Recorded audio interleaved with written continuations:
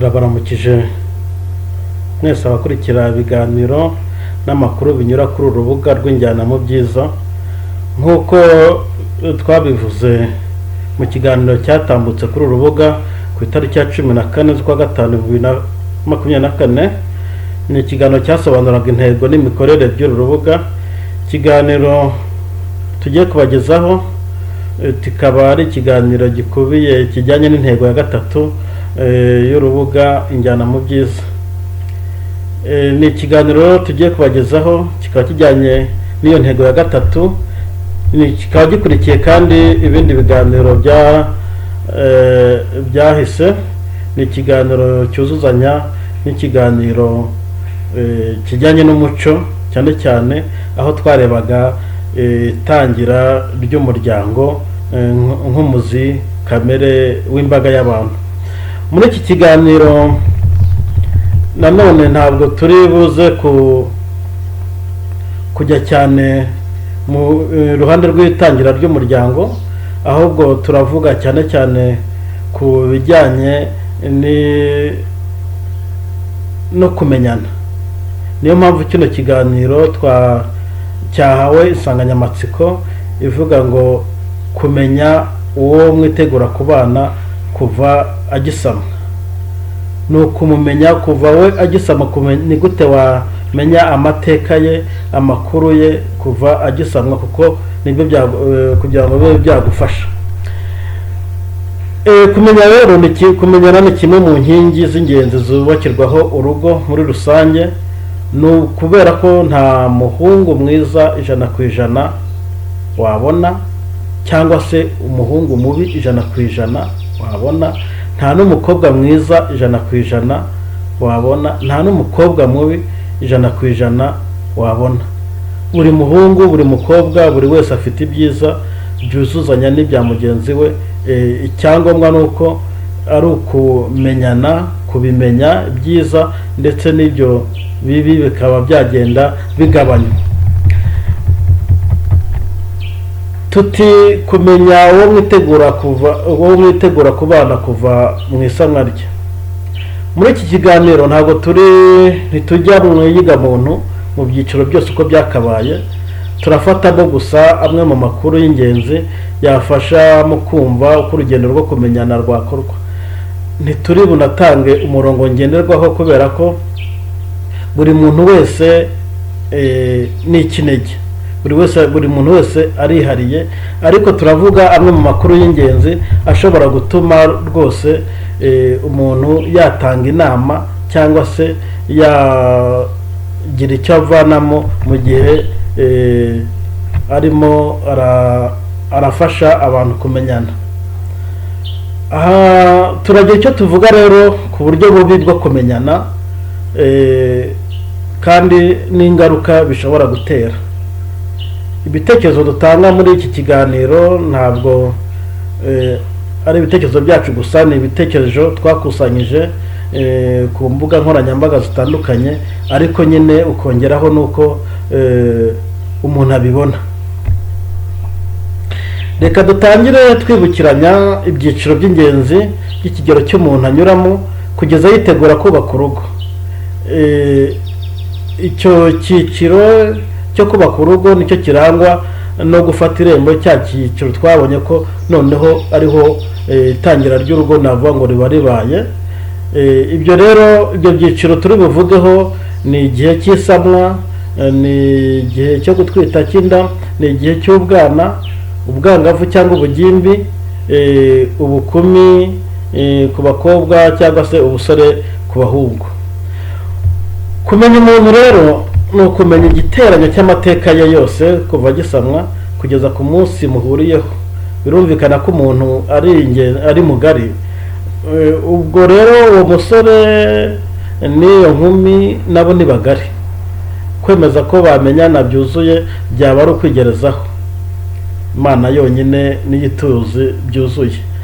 Muri iki kiganiro ariko turavuga kuri bimwe mu by'ingenzi muri ayo mateka umuntu akwiriye kumenya n'uburyo yayamenya.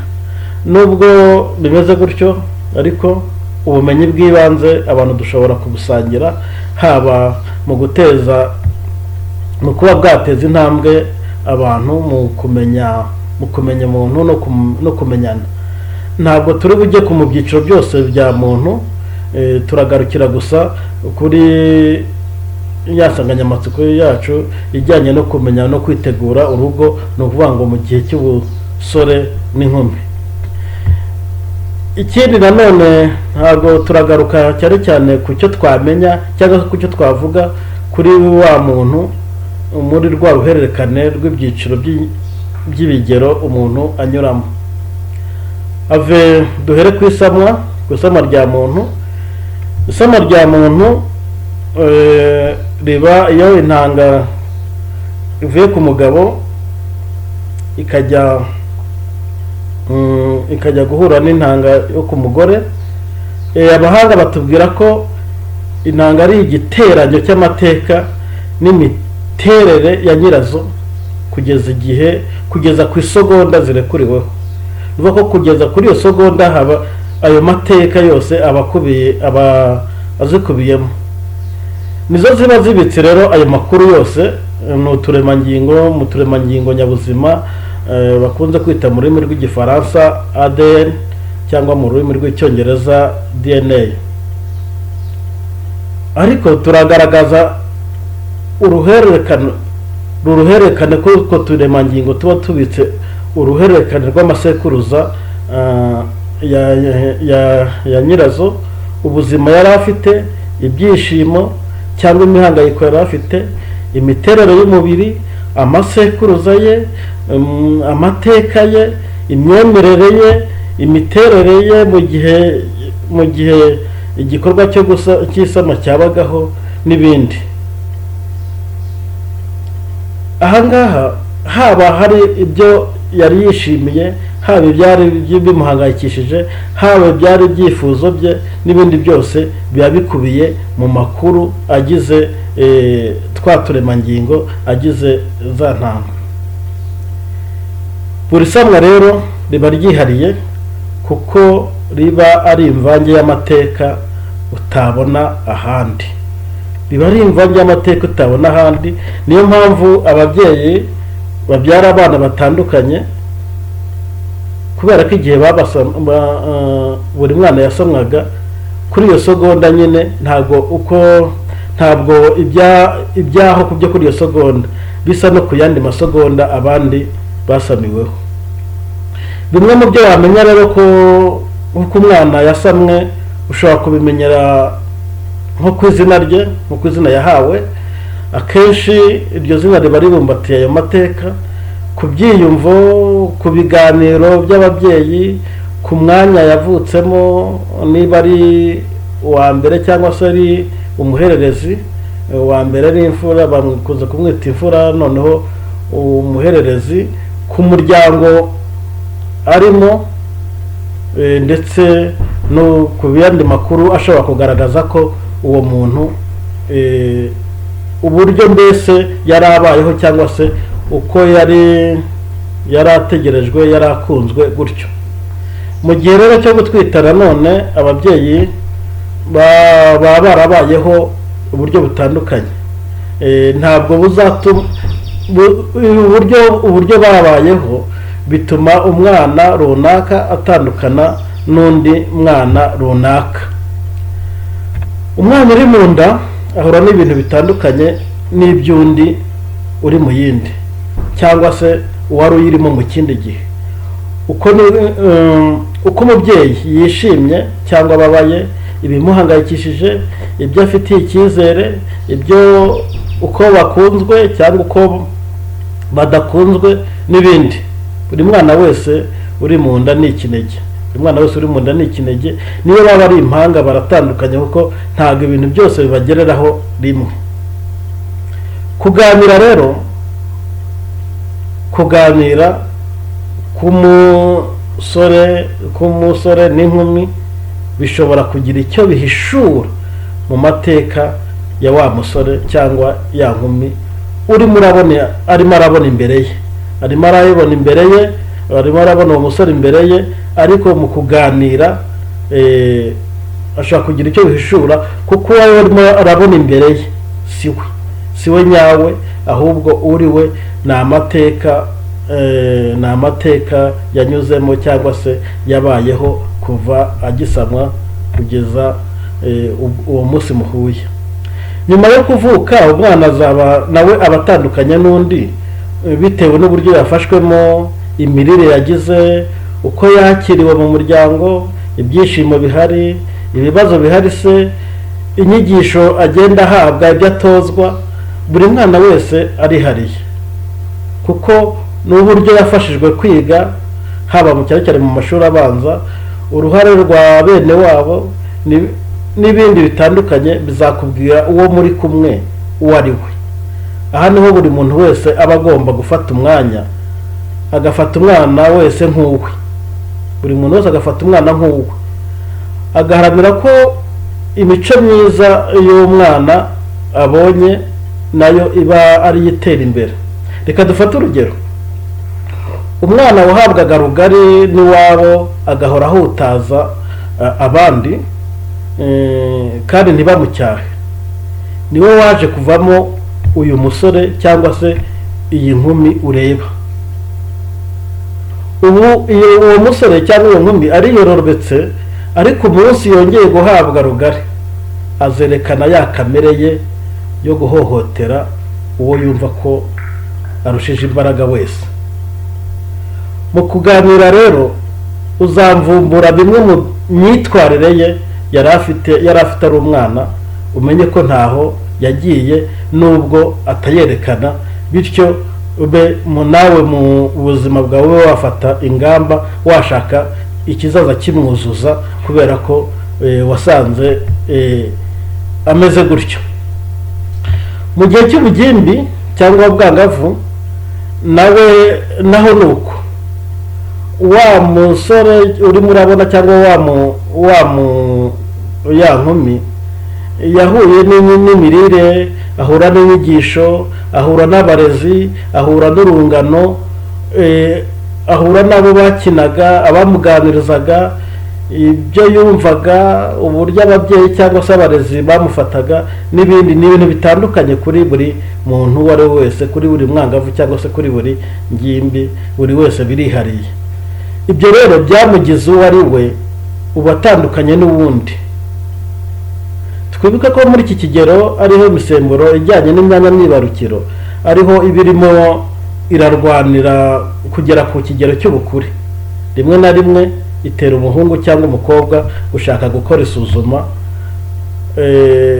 Urugero rwiza rero cyangwa se rubi, uburyo yabuze amakuru cyangwa yayabonye, ibyo yarinzwe cyangwa ibyo yahuwemo n'ibindi, ibyo byose bimugira uwo ari we,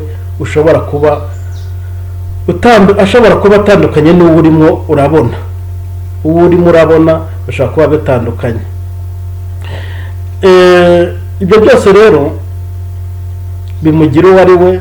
Niyo mpamvu kuganira nawe nibyo byafasha umusore cyangwa umukobwa kugira ibyo amenya kuri wa mugenzi we, cyane cyane mu byo akomora mu gihe cy'ubugimbi cyangwa se by'umwangavu.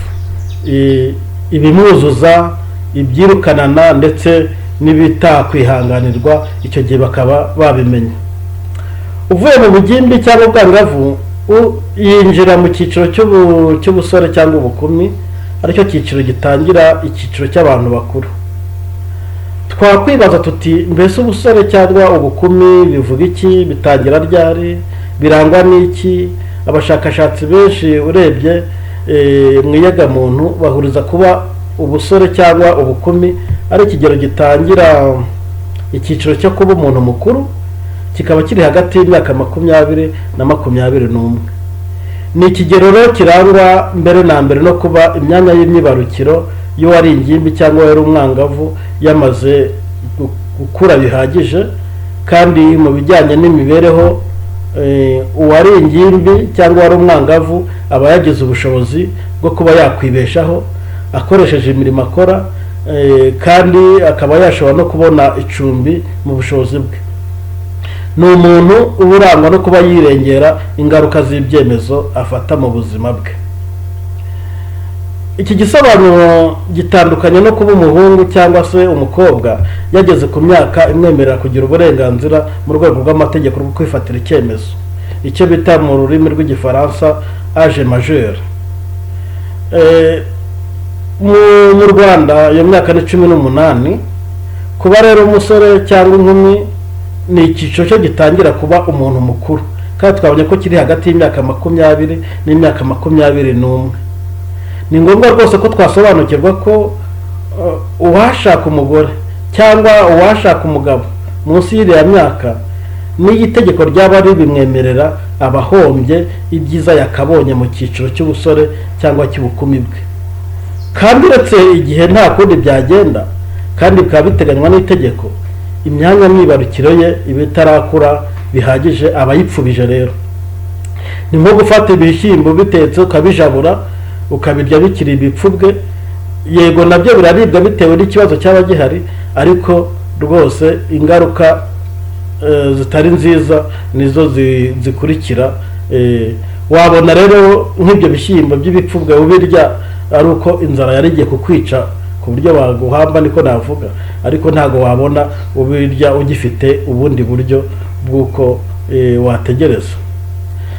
Tugarutse rero kuri wa musore wacu cyangwa kuri ya nkumi yacu igeze mu gihe cyo kuba yashinga urugo, tubona ko buri wese aba ari mugari kandi yihariye hashingiwe ku byabatandukanije mu byiciro ndetse n'ibyabanje no muri iki cyiciro harimo ibituma batandukana.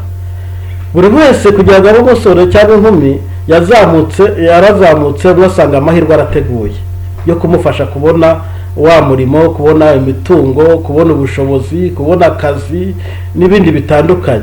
Undi we ahubwo yarasanze agomba gufata inshingano zo kurera barumuna be. Undi yarashakishije kubera ko iwabo nta mutungo bafite, nta munani bashobora kumuha, nta cyaheraho. Imiterere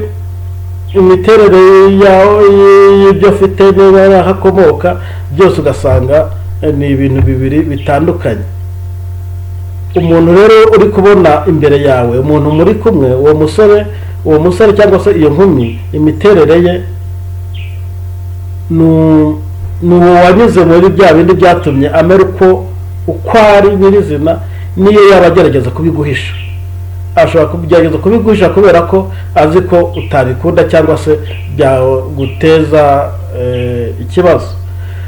Noneho ugeze kuri wa musore, kuri ya nkumi, urimo urabona imbere yawe, uramubona imbere yawe, kuba ari umukobwa cyangwa se ari umuhungu byo urabibona, ni ibintu ubona rwose. Kuba yarakuze mu gihagararo nabyo urabibona. Kuba mwarahuye muri gahunda runaka nabyo urabizi, ariko ntumuzi. Uwo musore ntumuzi, iyo nkumi ntuyizi, kuko uwo musore n'iyo nkumi ni igiteranyo cy'amateka udashobora kumarayo. Urimo urabona ni uwamenye ko yabaye mukuru, kuko twabonye ko kuba umusore, kuba inkumi bigaragazwa n'uko umuntu yabaye mukuru, ko agomba kugerageza kugaragaza ibyo yumva ko abantu bashima, agahisha kure ibyo yumva ko abantu bagaya. Muri make ibyo bashima agerageza kubigaragaza, ariko ibyo bagaya akagerageza kubihisha, ariko biba bikimurimo, si we rero.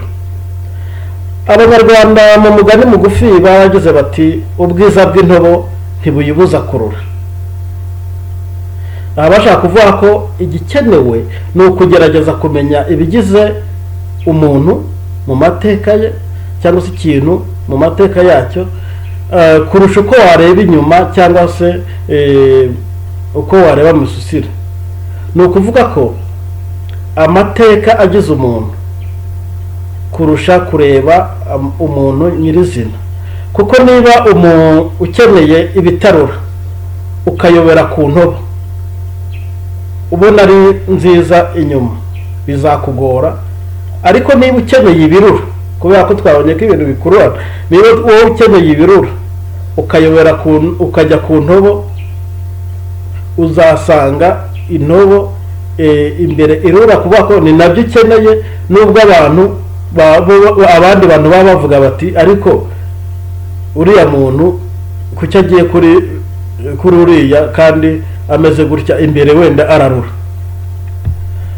Hashingiwe rero ku ihame ry'ubugenge rivuga ko imbaraga ebyiri zisa zirukanana, naho imbaraga ebyiri zitandukanye zikuzuzanya.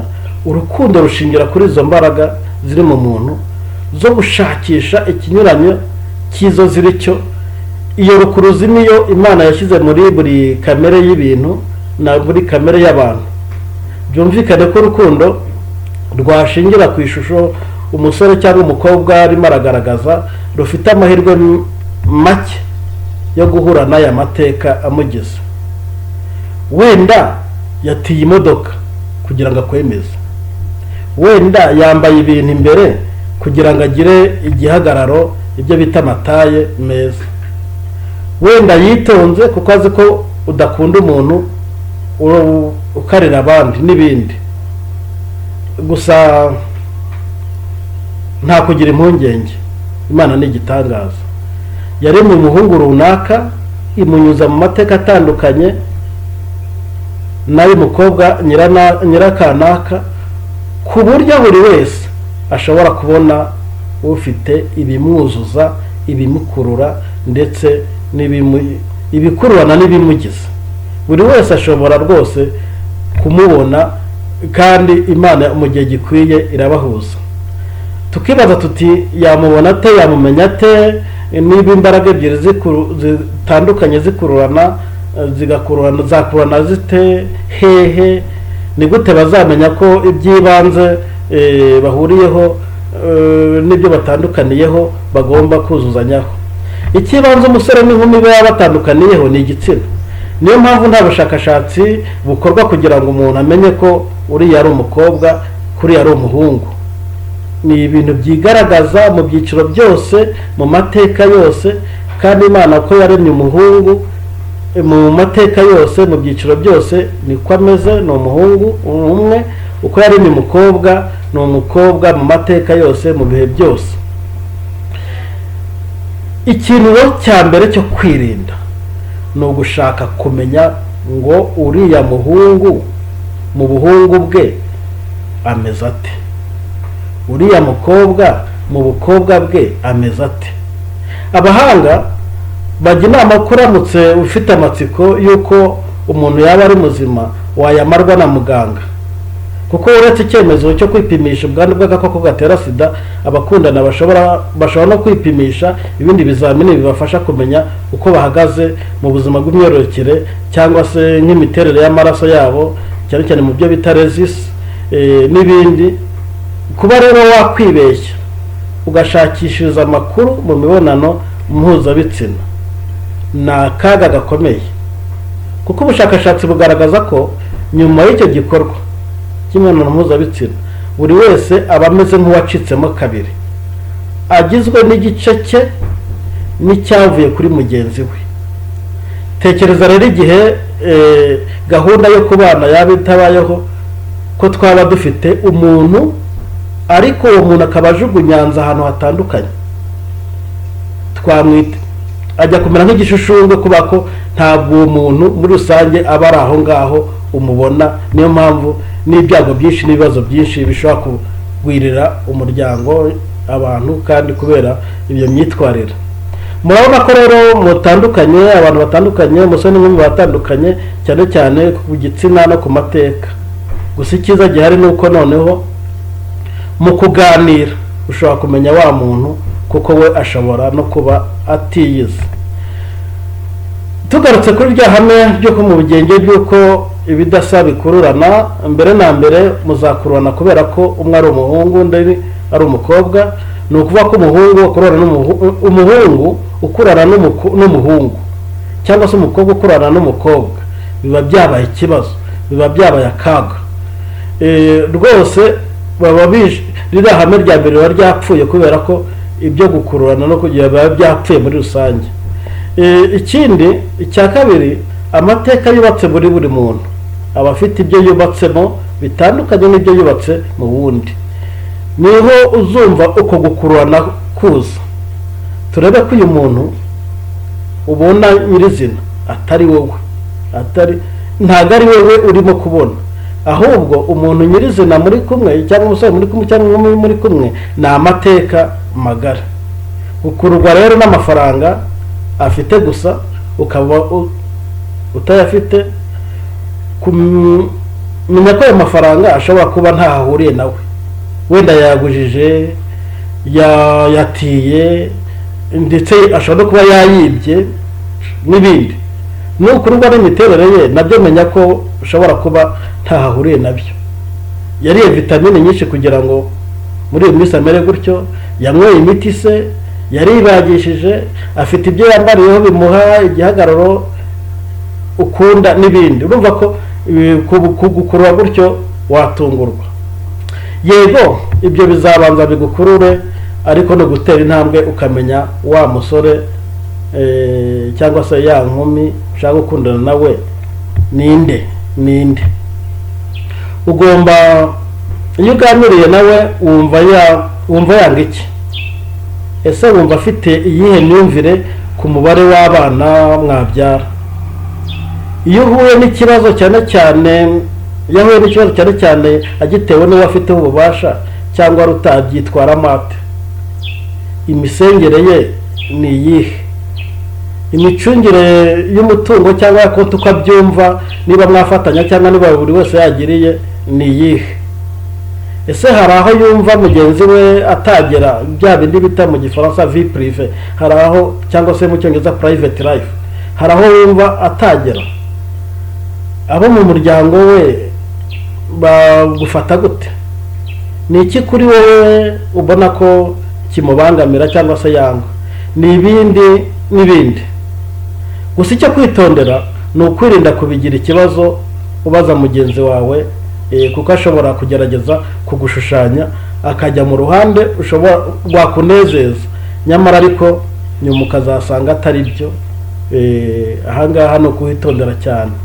Ahubwo ni ugufata akanya mukaganira bisanzwe, niho uzagenda neza, ugenda buri wese avumbura ubundi, aho guhurira kuri telefone, kuri chati, kuko aho ngaho ho harabeshya.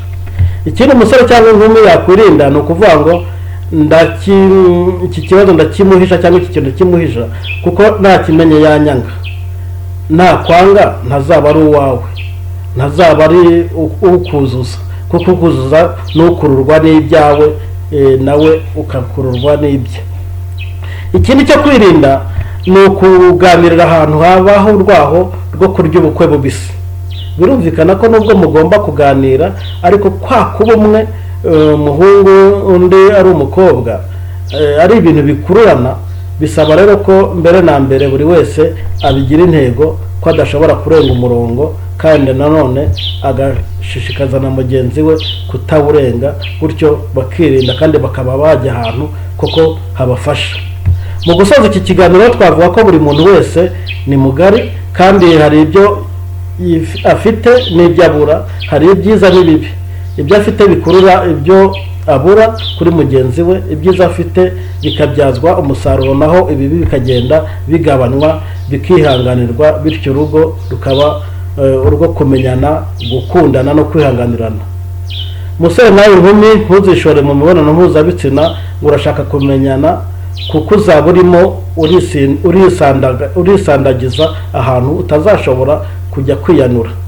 Nibikubera amatsiko uzagane muganga. Musore nawe inkumi, ntuzagere ku byo wabonye kuri mugenzi wawe, ntuzagende ku byo wabonye kuri mugenzi wawe, kuko iyo nishusho agerageza kukugaragariza. Numara kuganira nawe nibura nk'amezi nk'atandatu, niho hari icyo uzabuze. Ni agahinda gakomeye kurya ubukwe bubisi, kuko gushaka bigomba kurangwa n'ibintu nibura 4. Ni isezerano umwe akoreye undi, rigakorerwa mu ruhame kandi rifite abahamya, rikozwe mu muhango uherekejwe n'ibirori. Buri kuganira rero kuzatera buri wese intambwe yo kumenya no kumenyana mugenzi we. Nacyo twifuza ko cyatezwa imbere. Murakoze. Hakenewe ibitekerezo, inyunganizi, ugukosora aho bikenewe, kugira ngo abantu basangizwe amakuru y'ibanze yabafasha mu iterambere rya muntu. Mugire amahoro y'Imana.